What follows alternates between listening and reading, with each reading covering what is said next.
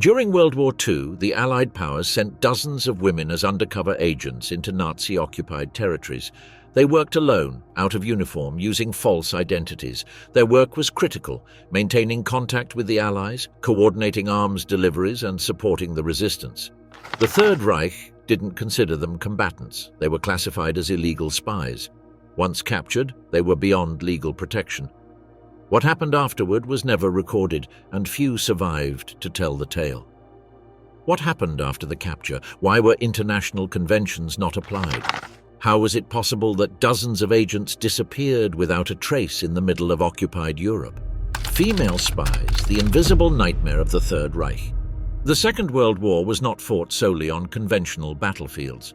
In parallel, a covert conflict of intelligence, sabotage, and clandestine operations developed. In 1940, the British government created the Special Operations Executive, SOE, with the mandate to carry out sabotage, espionage, and subversion operations in territories occupied by the Third Reich. One of the SOE's main innovations was the recruitment of women as field agents. The reason was operational. In the occupied territories, men of military age were subject to immediate suspicion, while women could move more freely. Female agents were trained in cryptography, radio communication, explosives, evasion, parachuting, hand-to-hand combat, and resistance to interrogation. The Special Operations Executive deployed female radio operators, messengers, sabotage coordinators, and resistance liaisons in several European countries, particularly France. Many operated out of uniform, in civilian clothes, and in complete isolation.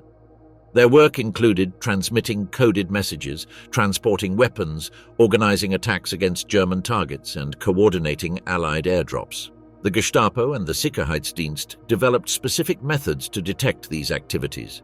They used mobile radio direction-finding teams to track transmissions, conducted systematic raids in towns and villages, and organized networks of informants to identify unusual movement patterns, particularly single women carrying suspicious objects such as heavy suitcases or radio equipment. Once captured, the spies were not treated as prisoners of war. The Geneva Convention did not apply to civilians conducting espionage activities in enemy territory. The women were classified as illegal agents and transferred to detention and interrogation centers. One of the most important was the Gestapo headquarters on Avenue Foch, Paris, where systematic interrogation methods were applied, including beatings, sleep deprivation, threats of execution, mock firing squads, and psychological manipulation. Those not immediately executed were transferred to the concentration camp system. The Reich's main female detention center was Ravensbrück, located 90 kilometers from Berlin. There, the agents were held in conditions of forced labor, overcrowding, malnutrition, and isolation.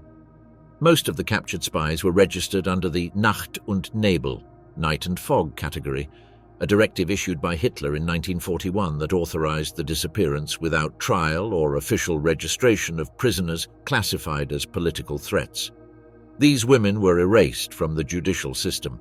They could not receive correspondence. Their countries of origin were not informed of their whereabouts, and their names did not appear on prisoner lists. Some were transported to Dachau, Buchenwald, or other camps for execution. In several documented cases, the executions were carried out without prior notification, without trial, and without formal record. The most common method was shooting in the back of the head in concentration camp courtyards. The bodies were immediately cremated. SOE records document at least 39 female agents deployed in France. A significant number were captured, interrogated, and executed under the Nacht und Nebel system. Files recovered after the war by Allied forces and post-war investigations made it possible to establish the names, locations, and approximate dates of death of several of these women. Most were arrested between 1943 and 1944, and executed between late 1944 and early 1945 without trial or due process.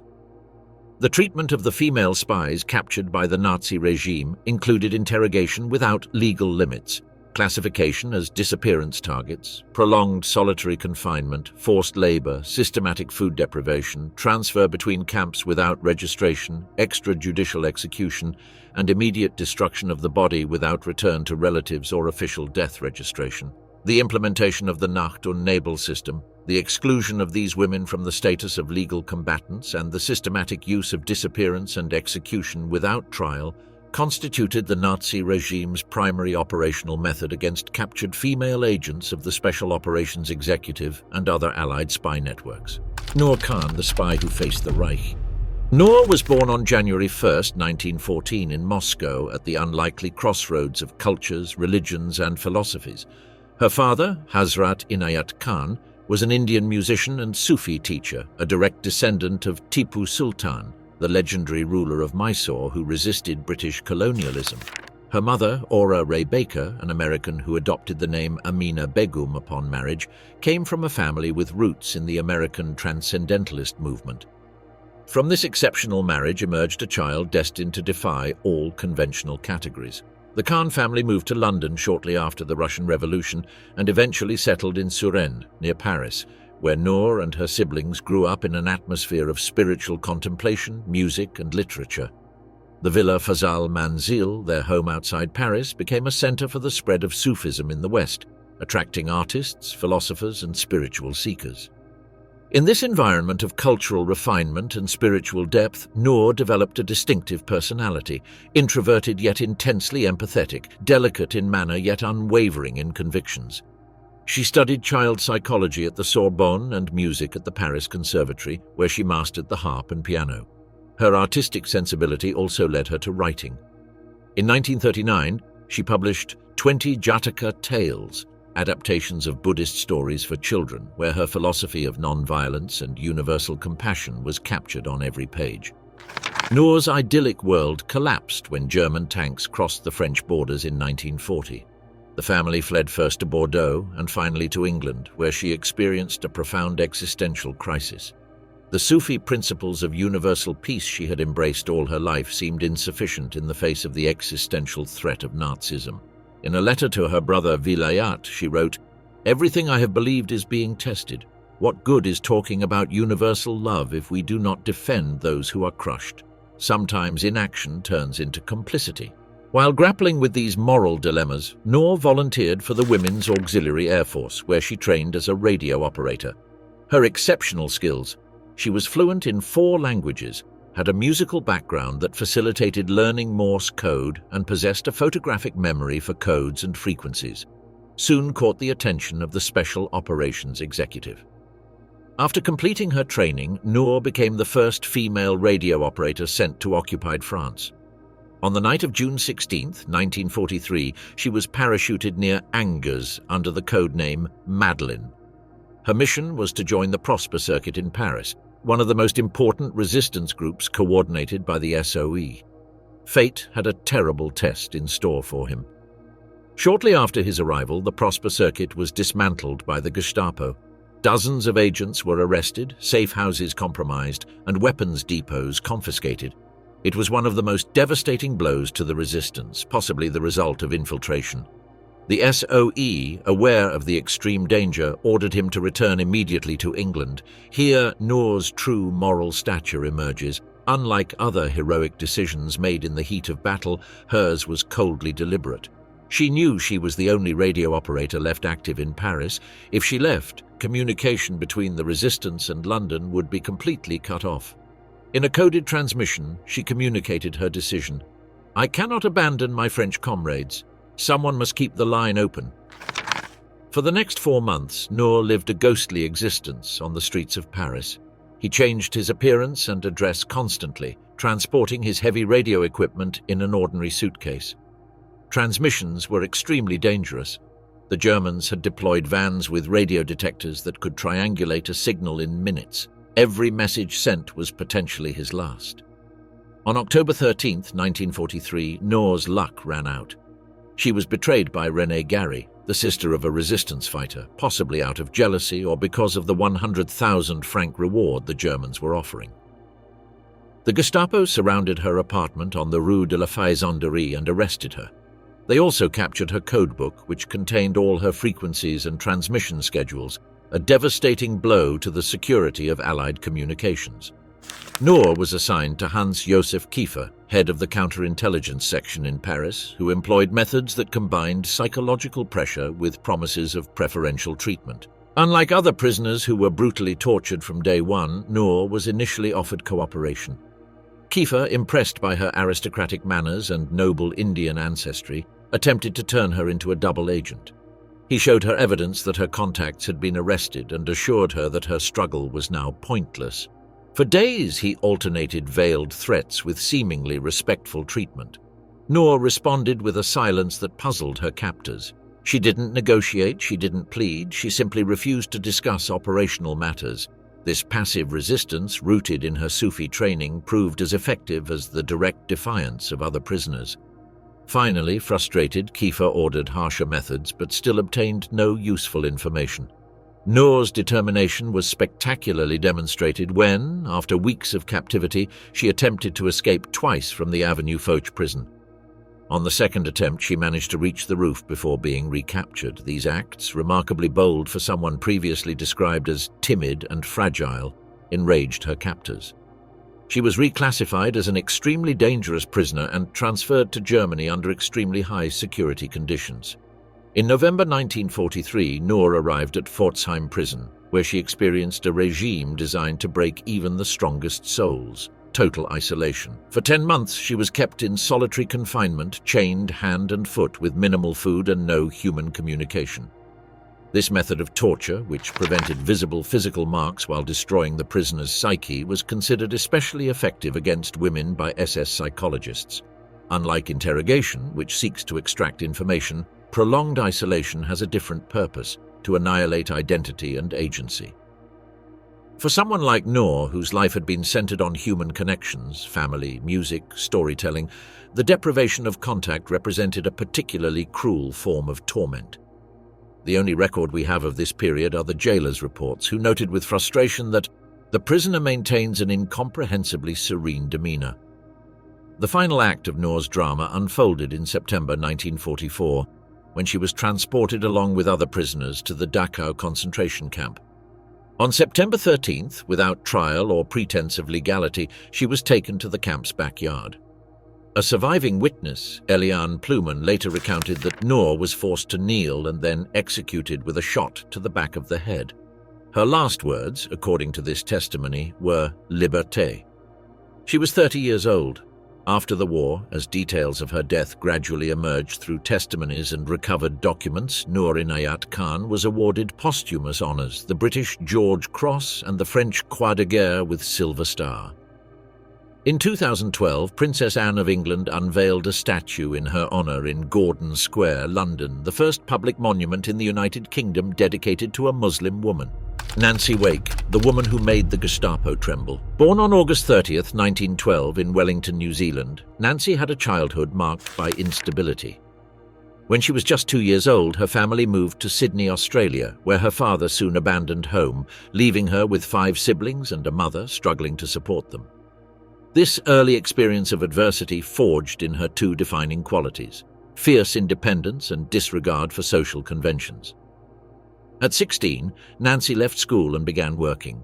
With her savings, she embarked on a journey that would take her first to New York and then to London, where she studied journalism and eventually settled in Paris as a correspondent for the Hearst Group.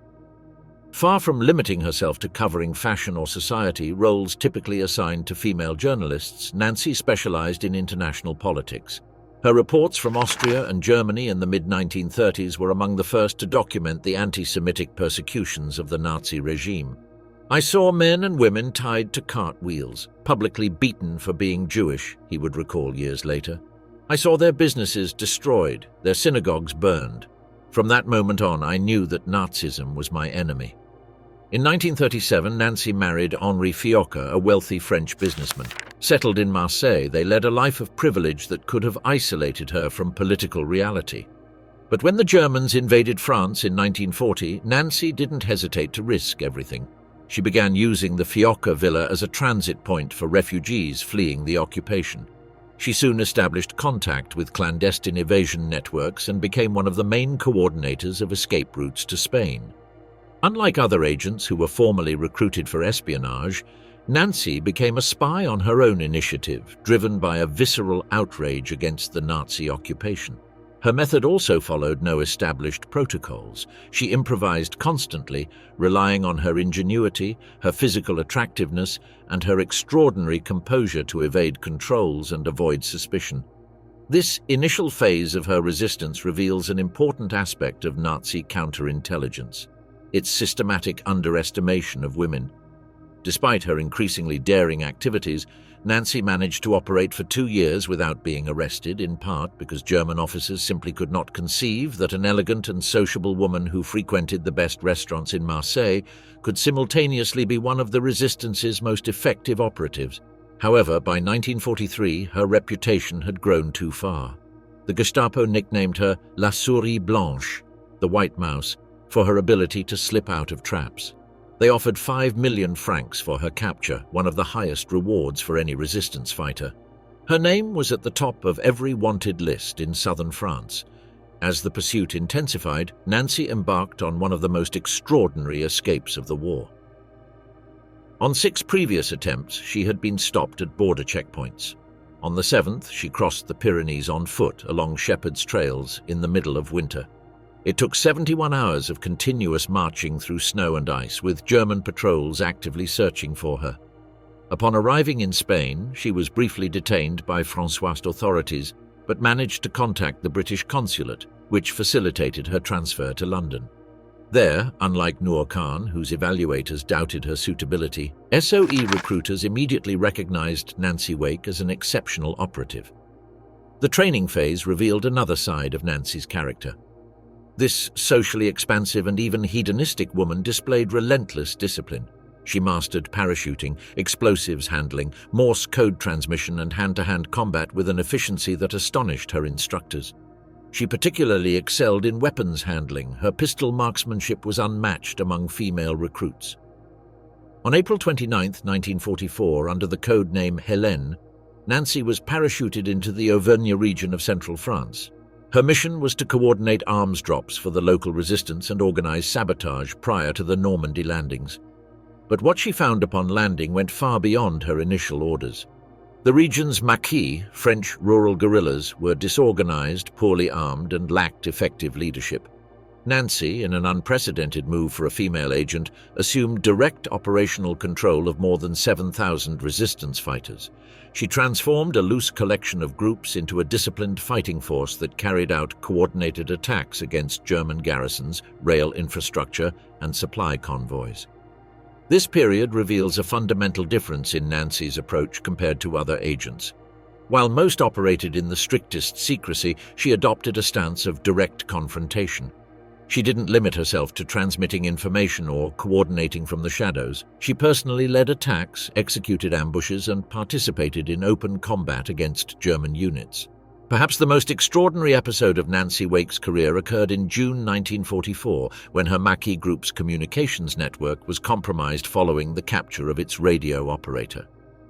With no way to contact London to coordinate weapons drops, Nancy embarked on a bicycle journey of more than 500 kilometers through occupied territory, pedaling for 71 hours with few breaks to reach another transmission post.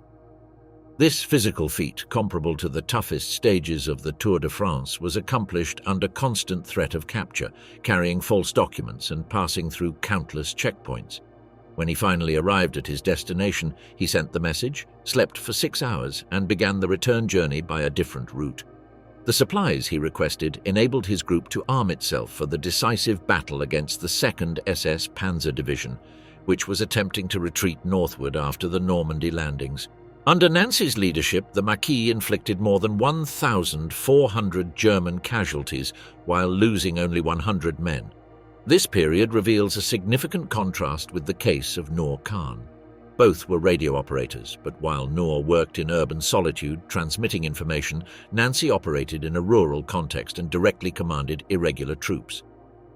If Noor depicts clandestine warfare, Nancy represents the transition to open combat that characterized the final phase of the occupation. Unlike most female SOE agents, Nancy Wake survived the war. She was decorated by 5 countries. She received the British George Medal, the French Médaille de la Résistance and Croix de Guerre, the United States Presidential Medal of Freedom, and the Medal of Freedom with bronze palm. Decades later, in 2004, she was appointed a Companion of the Order of Australia. Her survival offers a unique perspective on the long-term psychological impact of such operations. Unlike male agents who often received government or diplomatic posts after the war, Nancy found it difficult to reintegrate into civilian life. "The war ruined me for normal life," she confessed in an interview. "Once you've tasted that adrenaline rush, that absolute sense of purpose, everything else seems dull." This difficulty in readaptation reflects a little-discussed reality about female officers. After playing traditionally male roles during the war, they were expected to seamlessly return to domestic and subordinate positions in post-war society. Many, like Nancy, found this transition impossible. In 1949, Nancy attempted to enter Australian politics as a Liberal candidate but was defeated. She returned to Europe, where she worked for the intelligence department of the British Embassy in Paris. She published her memoir, The White Mouse, 1985, which initially received little attention. Only in the last 2 decades of her life did interest in her story grow significantly. Nancy Wake died on August 7, 2011 in London, aged 98. Until the very end, she maintained her fighting spirit and disdain for convention. She had requested that her ashes be scattered in the hills of Auvergne, where she had fought with her Maquis. Denise Bloch, the Jew who sabotaged Hitler. While agents like Nancy Wake and Violette Szabo achieved notoriety for spectacular actions, Denise represents the majority of spies whose courage consisted of absolute discretion, methodical consistency, and the patient construction of networks that would sustain the resistance. Born on January 21, 1916 in Paris, Denise came from a Jewish family deeply integrated into French society. Her father, Jacques-Henri Bloch, was a respected businessman with strong connections in the Parisian business community. Unlike Noor Khan, whose childhood was spent in an atmosphere of spirituality and art, or Nancy Wake, whose childhood was marked by family instability, Denise grew up in an environment of bourgeois stability and classical French education. This deceptive normality concealed exceptional qualities: a remarkable analytical intellect, mastery of multiple languages, French, English, German, and a natural discretion that made her almost invisible in any social setting, precisely what one looks for in an undercover agent. The German invasion of 1940 radically changed her life.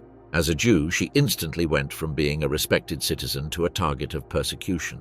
Her father and 2 of her brothers were arrested and sent to prisoner of war camps. Denise, along with her mother, Suzanne, and younger brother, Jean-Claude, began a nomadic life of false identities and changing addresses to avoid deportation. This period reveals a little-discussed aspect of the Nazi persecution system, the civil death that preceded the physical death of its Jewish victims. Before even being arrested, Jews were systematically stripped of property, professions, civil rights, and ultimately, their very identity. For Denise, as for many others, the first experience of resistance was not an act of sabotage, but the simple act of continuing to exist under a falsified identity, refusing to disappear as the system intended. After more than a year moving between hiding places, the Bloch family managed to cross into the unoccupied zone of France, settling in Lyon.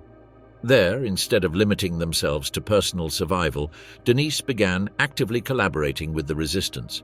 Through Jean-Maxime Aron, a Jewish engineer working for clandestine networks linked to the British, she came into contact with groups that helped downed Allied pilots and escaped prisoners escape to Spain and Switzerland. Her initial role was purely logistical. She delivered messages, served as a liaison between cells, and occasionally offered her apartment as a safe house. This seemingly modest job required remarkable courage and composure.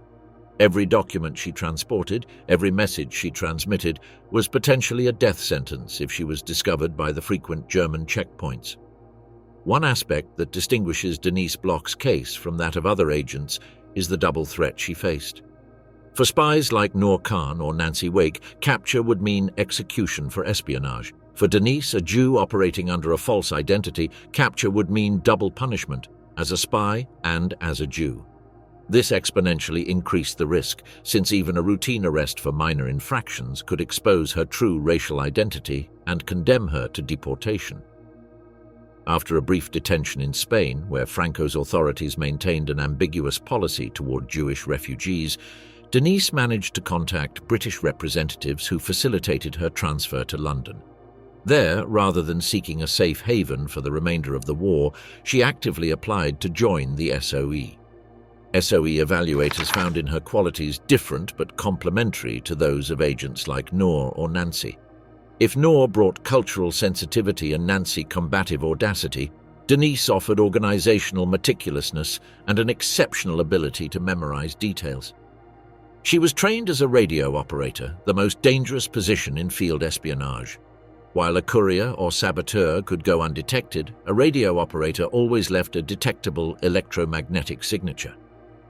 "A messenger can hide a piece of paper," explained an SOE training manual. "A radio operator hides himself, but his transmission is always visible." On March 2, 1944, Denise Bloch parachuted near Châteauroux with Robert Benoit, a famous racing driver turned SOE agent. Their mission, under the code name Ambroise, was to reorganize resistance networks in the Nantes region, which had been severely damaged by German infiltration. For the next 3 months, Denise served as the vital link between London and the resistance groups scattered across western France. Her job was to receive and transmit codes for airdrops of weapons and supplies, coordinate sabotage actions, and facilitate the evasion of compromised agents.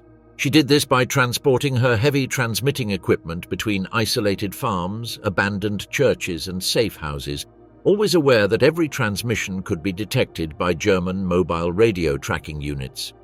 Denise's technical prowess was remarkable. She had developed a system that allowed her to set up her equipment in less than 3 minutes, transmit coded messages in less than 90 seconds, and disappear before German detectors could triangulate her position. This technical ability, combined with her ordinary appearance, an ordinary young French woman who could be a secretary or a shop assistant, as one fellow resistance fighter described her, allowed her to operate longer than the average radio operator whose life expectancy in the camp rarely exceeded 6 weeks. On June 18, 1944, shortly after the Normandy landings, the first link in the chain was broken. Robert Benoit was captured in Paris after being betrayed by a collaborator. A day later, using information extracted from him, the Gestapo located Denise in a country house near Sermaize. They found her mid-transmission, her radio equipment working, irrefutable evidence of espionage. Transferred to the Gestapo headquarters on Avenue Foch in Paris, Denise faced a different type of interrogation than Noor Khan. While the Germans had initially attempted to convert Noor into a double agent, they applied what internal manuals called maximal confrontation to Denise, immediate physical violence combined with gender-specific humiliation. The Gestapo didn't apply a single protocol, but rather adapted its methods based on its assessment of the prisoner. In Denise, they had identified qualities of silent resistance similar to Noor's, but without the aristocratic background that had initially protected the latter. Added to this was her Jewishness, which for the interrogators represented a confirmation of their ideological framework, the imaginary connection between Judaism, Bolshevism, and resistance that haunted Nazi thought. For weeks, Denise endured interrogations that combined beatings, sensory deprivation, and threats against her family.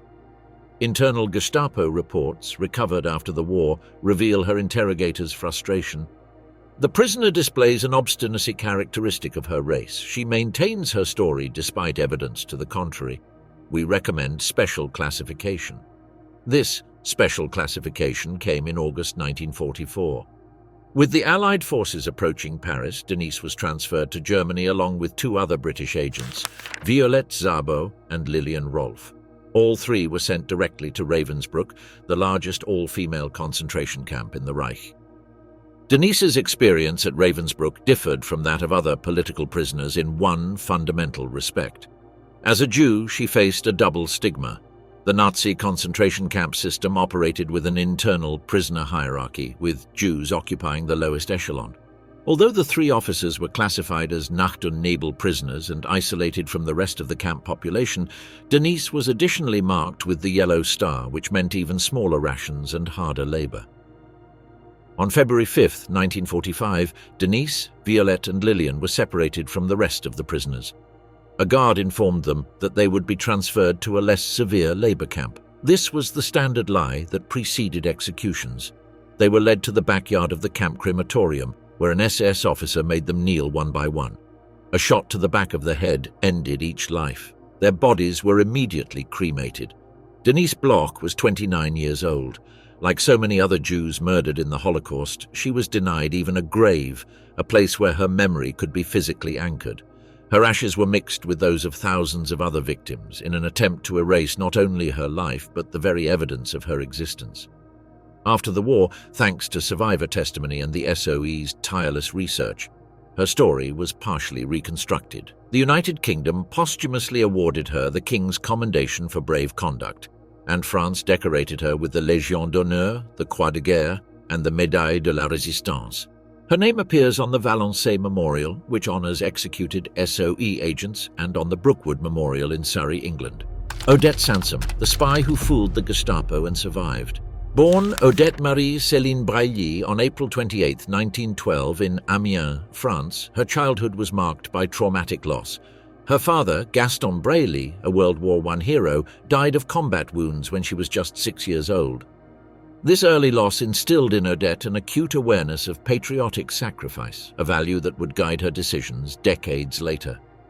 At 7, she suffered another formative ordeal. She contracted polio, a disease that left her temporarily paralyzed and blind for months.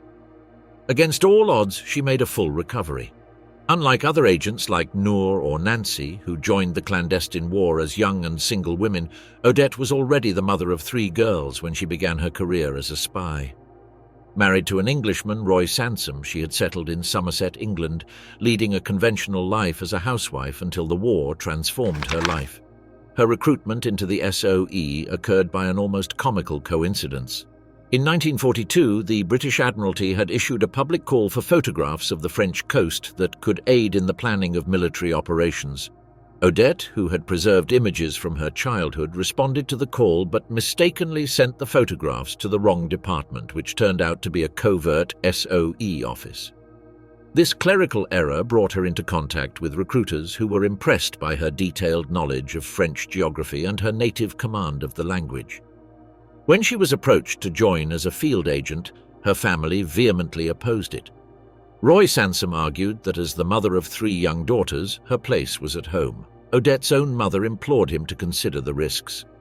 After intensive training, Odette was assigned to the Spindle mission under the codename Lise. Unlike Noor, who was parachuted in, or Nancy, who crossed the Pyrenees on foot, Odette was infiltrated by sea on October 31, 1942, on a fishing boat that landed her on the French Mediterranean coast near Cannes. Her mission was to serve as a courier and coordinator for the network led by Peter Churchill, no relation to the British Prime Minister, which operated in southeastern France and the Alps. For months, Odette operated with remarkable efficiency, moving between alpine villages as an ordinary French citizen who had returned to her country after the outbreak of war. Her cover was impeccable, her French perfect, and her knowledge of local customs undeniable. She facilitated airdrops of supplies for the resistance and relayed vital information about Italian troop movements along the border. During this period, Odette developed a romantic relationship with Peter Churchill, complicating the professional dynamic but also providing an additional cover, that of an ordinary French couple. This relationship would have unforeseen consequences when both were captured.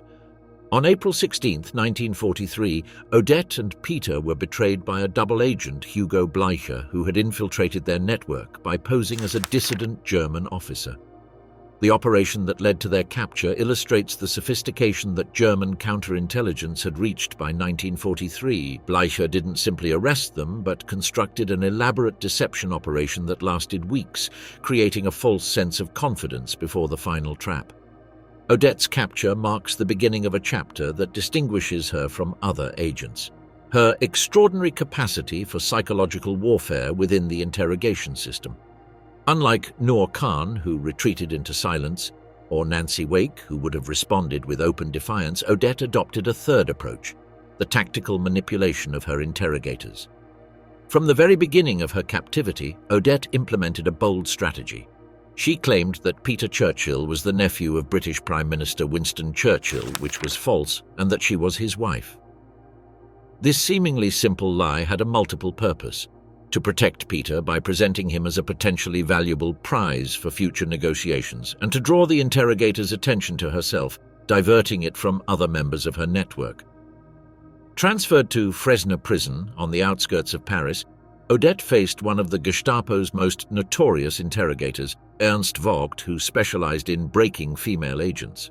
Vogt's methods combined physical violence, nail-pulling, burning with red-hot irons, with psychological manipulation, alternating brutality with calculated kindness. What Vogt didn't anticipate was finding in Odette an adversary equally well-versed in psychological warfare. During the torture sessions, she displayed a demeanor that disconcerted her captors. She didn't scream, she didn't plead, she barely reacted visibly to the pain. This apparent impassiveness defeated the very purpose of torture, to break the will through fear and pain. After months of this psychological game, the Germans came to a partially correct conclusion. Odette would not yield to conventional interrogation methods. They sentenced her to death for espionage, but instead of executing her immediately, they transported her to Germany in July 1944. By then, Paris was on the verge of liberation, and the Nazis were evacuating valuable prisoners to the Reich. In Germany, Odette was sent directly to Ravensbrück. There, another aspect of the concentration camp system was revealed, its function not only as an extermination center, but also as a holding facility for special prisoners, Sonderhäftlinge, who could be valuable as bargaining chips. Odette's lie about Peter Churchill's relationship to the British Prime Minister, combined with her marriage to him, placed her in this exceptional category. Unlike most Ravensbrück prisoners, who were housed in overcrowded barracks, Odette was confined to an isolation cell in the camp bunker, a concrete building separate from the main complex. This isolation, though psychologically brutal, protected her from the typhus and dysentery epidemics that decimated the camp's general population. It also kept her away from the regular selections for forced labor or medical experiments, another sinister function of Ravensbrück, where SS doctors performed pseudo-scientific procedures on prisoners, primarily Polish. The conditions in her cell were inhumane, near total darkness, extreme cold, minimal food, and sensory isolation. For months, the only human contact was the guards who occasionally entered to interrogate her or transfer her to other facilities. This regime, designed to destroy her sanity, paradoxically became Odette's physical salvation. As the war drew to a close and the Red Army advanced toward Ravensbrück in April 1945, Camp Commandant Fritz Sören made a decision that would change Odette's life and the course of post-war justice. Desperate to save himself, Sören took her from the camp with the intention of personally delivering her to the Allies as a gesture of goodwill. On May 3, 1945, he drove with her to American lines, where he hoped to negotiate his own immunity. The plan failed spectacularly. Upon reaching the Allied positions, Odette immediately revealed Sören's true identity and secured his arrest. Years later, Sören would be executed for crimes against humanity, thanks in part to Odette's testimony, who would become a key witness in the Hamburg trials against the Ravensbrück officers. Freed but physically devastated, she had lost all her hair and weighed just 45 kilos, Odette was repatriated to England, where she was reunited with her daughters after 3 years of separation. The doctors who examined her were astonished by her survival, calling it a medical miracle, considering the conditions and length of her captivity. In 1946, Odette Sansom became the first woman to receive the George Cross, Britain's highest civilian decoration for acts of extreme bravery. Unprecedented for a living woman, this distinction reflected not only her courage during captivity, but also the significance of her subsequent testimony against Nazi war criminals. Odette Sansom died on March 13, 1995, in Walton-on-Thames, aged 82. Her legacy lives on not only in decorations and monuments, but in her fundamental contribution to our understanding of the Nazi system from the perspective of someone who not only observed it, but actively challenged it, survived it, and ultimately helped bring its perpetrators to justice. Lilian Rolfe, the phantom operator who tricked the Reich. Born in Paris on April 26, 1914, Lilian embodied the European cosmopolitanism that Nazism so despised. Her father, George Rolfe, a British accountant from Devon, and her mother, Alexandra Stern, a descendant of Russian Jews, provided her with a childhood immersed in worlds and languages. From this multicultural upbringing emerged a reserved but observant woman who moved naturally between different cultural environments. Lilian's life took an unexpected turn in 1933 when her family moved to Rio de Janeiro, Brazil. There, as Europe sank into the darkness of fascism, she developed skills that would inadvertently prepare her for her future role. Working as a file clerk at the British Embassy, part of her job was to monitor German shipping movements in the South Atlantic. This seemingly routine work gave her an understanding of naval intelligence and a sense of the strategic importance of accurate information. When Brazil broke relations with Germany in 1942, Lilian returned to England with a clear motivation. Unlike many agents recruited by the SOE through personal contacts or coincidences, she volunteered. Her qualifications, trilingual with experience in classifying sensitive information and first-hand knowledge of occupied territories, made her an exceptional candidate. In April 1944, now codenamed Nadine, Lilian landed on French soil with a critical mission within Operation Historian. Unlike Nancy Wake or Violette Szabo, she would not be an organizer of direct sabotage or a Maquis leader. Her role was equally vital but less visible, maintaining communications between the Loire resistance and London, especially during the crucial days before and after the Normandy landings. What distinguished Lilian in the field was her extraordinary technical prowess. A radio transmitter in occupied France wasn't just a device, it was a potential death sentence. The Germans had perfected systems to detect transmissions within minutes. Where other operators succumbed to panic and made fatal errors, Lilian worked with mathematical serenity. She limited each transmission to less than 90 seconds. She never used the same location twice. She developed a system of secondary codes that only she and her contact in London fully understood. When she was captured on July 31, 1944, at N4ZIS, she was in the middle of a broadcast about panzer troop movements toward Normandy. Unlike agents captured with forged documents who could maintain some cover, being caught with radio equipment was irrefutable evidence of espionage. The Gestapo knew it, and so did she. What followed on Avenue Foch reveals another facet of the particular treatment the Nazis reserved for female spies. While with men, interrogations focused primarily on obtaining operational information, with women like Lilian, they included an additional component of humiliation specifically designed to remind them of their place. A German officer, later describing the protocol for interrogating female spies, mentioned that they must be treated in such a way that they understand the perversity of having abandoned their natural role. In Lilian's case, her interrogators combined physical torture with attacks on her identity as a woman. They forced her to remain naked for hours, mocking her body. They deprived her of basic hygiene and then mocked her unladylike appearance. This aspect of gender-based degradation was a deliberate tactic against the female officers. While Denise and Violette shared a common fate with Lilian in Ravensbrück, each experienced the camp differently. For Lilian, weakened by pneumonia contracted during interrogation, the camp represented accelerated physical deterioration. While other Nacht- und Nebel prisoners were assigned to the armaments factory, Lilian alternated between the makeshift infirmary and forced labor depending on her fluctuating physical capacity. The execution of Lilian, Denise and Violette on February 5, 1945, followed the same clinical protocol the Nazis reserved for special prisoners, a shot to the base of the skull with no witnesses or formal record. But even in this ultimate humiliation, the three women left their mark. A camp guard, interrogated after the war, mentioned that the British prisoners walked upright and refused to be blindfolded. The thinnest, probably Lilian, maintained an impassive expression until the end.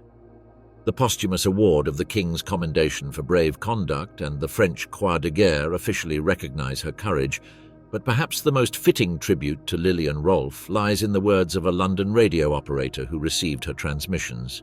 Every dot and dash she sent was perfect, even in her last messages when she knew she was being tracked. That kind of precision under extreme pressure is not just technical, it is a particular kind of courage that has nothing to do with bravado and everything to do with inner excellence. Violette Szabo, the spy who faced the Nazis alone. Born Violette Rhine Elizabeth Bushell on June 26, 1921 in Paris, her life began at the intersection of two identities that would later symbolize the alliance against fascism. Her mother, Rhine Leroy, was a provincial Frenchwoman. Her father, Charles Bushell, was an Englishman who had served as an ambulance driver during World War I. This dual heritage gave her not only the perfect bilingualism that would make her valuable as an agent, but also a personality that combined elements culturally attributed to both nations: Latin emotional passion and British phlegmatic tenacity.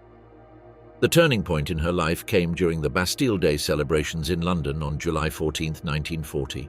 In the middle of the dance, she met Odette Sansom, a handsome French Foreign Legion officer who had escaped from occupied France to join the Free French forces. Love struck a chord, and the marriage was swift. They were married just 6 weeks later. Their union, however, would be marked by separation. Etienne was sent to the African front almost immediately after the wedding. Violette, meanwhile, discovered she was pregnant. On June 8, 1942, she gave birth to a daughter, Tanya. 4 months later, on October 24th, Etienne died heroically at the Battle of El Alamein without ever having met his daughter. This loss transformed Violette. At 21, widowed with a baby, she sought not safety but revenge. "I'm going to kill Germans," she told a family friend simply. This deeply personal motivation set her apart from other agents whose reasons for joining the SOE were more ideological or patriotic. For Violette, the war had become intimate. She had the face of the man who had been taken from her.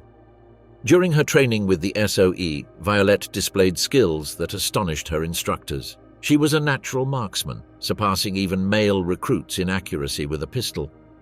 Her physical condition was exceptional. She could march in full gear for hours without showing any fatigue. Particularly notable was her mastery of hand-to-hand combat, where her small stature, barely 1.63 meters, was an advantage, allowing her to execute holds and takedowns with surprising speed.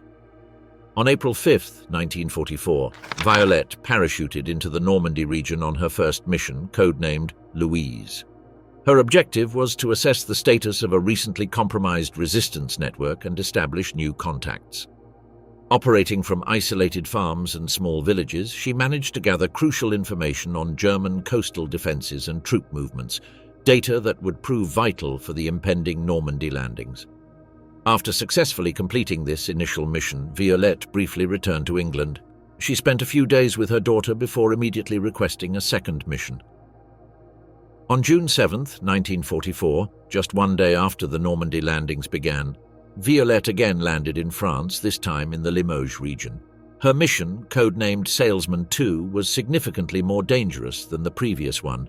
She was to not only gather intelligence but also actively coordinate sabotage to prevent the movement of German reinforcements toward the Normandy beaches. The following days revealed her extraordinary operational capacity. She established contact with multiple previously dispersed Maquis groups, organized airdrops of weapons, and personally participated in the explosion of a railway bridge and an electrical substation. Unlike other agents who operated primarily as liaisons or transmitters, Violette frequently assumed the role of a direct combatant. The episode that would seal his legend occurred on June 10, 1944, when he was traveling by car with Jacques Dufour, a local resistance leader. As they approached a German checkpoint near Salon-la-Tour, they immediately realized the situation was critical.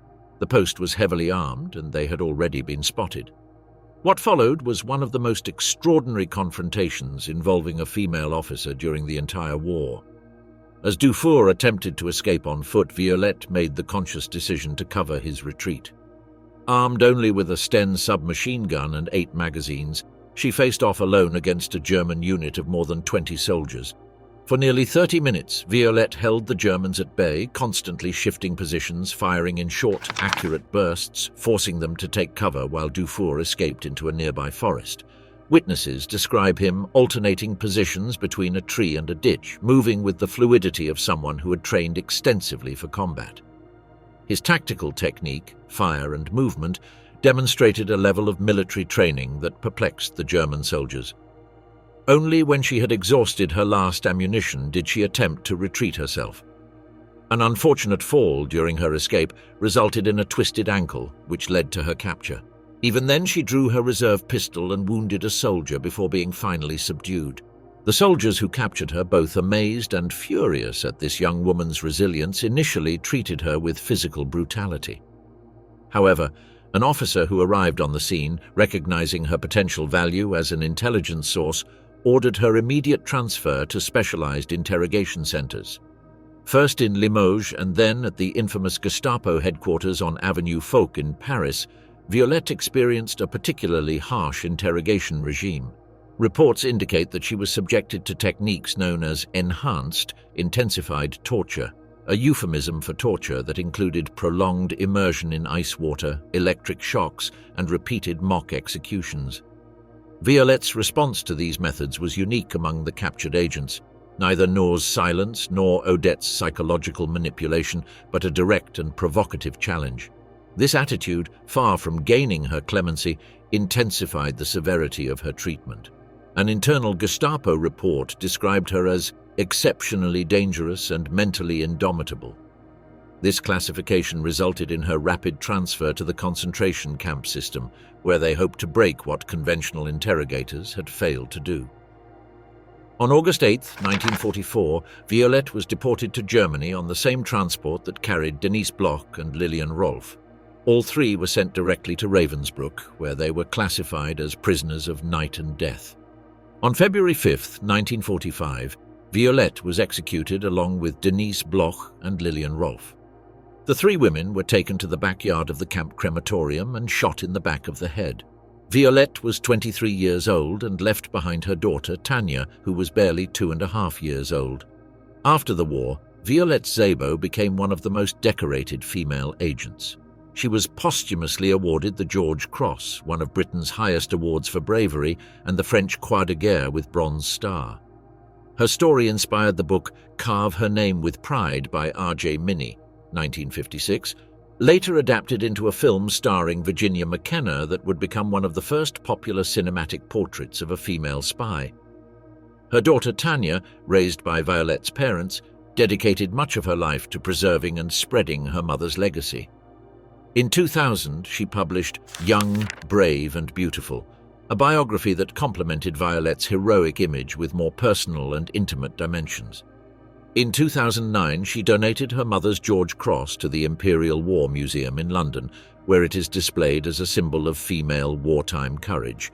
Today, monuments in his honour can be found in London and at Wormalow Turn, Herefordshire, where he spent part of his childhood.